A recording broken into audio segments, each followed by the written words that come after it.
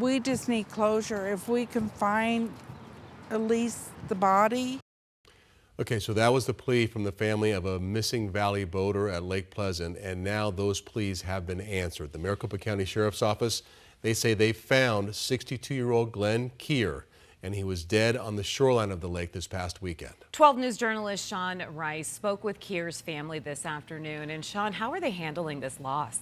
Yeah, Troy and Caribe, the discovery of Keer's remains this past weekend came actually as a relief to Keer's family, as he was previously thought to be missing for over 2 weeks. His boat had been found on the northeast end of Lake Pleasant. That was in late February, but Keer wasn't on his boat. But now his remains have been found, and the sheriff's office says there does not appear to be anything suspicious about his death, adding that the evidence points to Keer drowning out at Lake Pleasant. Now, his sister-in-law, Marilee, she told me last week that Keer was an experienced boater who would have taken multiple kinds of boats out to Lake Pleasant to either fish or drive around in on a regular basis. And because of that, it certainly came as a surprise to her that he would disappear while out on the water.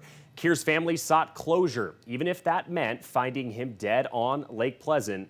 And after weeks of searching, the Maricopa County Sheriff's Office says he was found with heavy amounts of decomposition on his body.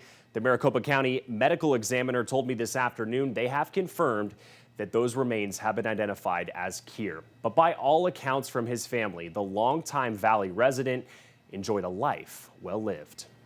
Loved to play pool. He was in tournaments in Las Vegas and stuff, and he won money and liked to boat and liked to fish, and he was retired. He got to retire early, and he just enjoyed life.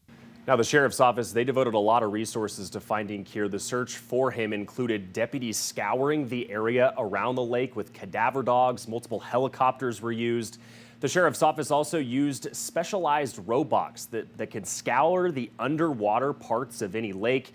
Those were just some of the resources they used. Now, despite this discovery, Keer's family is still left with many unanswered questions. They wonder how someone who is an experienced boater, he was not suicidal, they say, could potentially go overboard and drown on a clear and sunny day. The family hopes once his autopsy report is completed in the coming weeks that some of their concerns can be put to ease. Back to you guys. Yeah, and at least they get a little closure Right. here with this. Yeah. All right, Sean, thank you.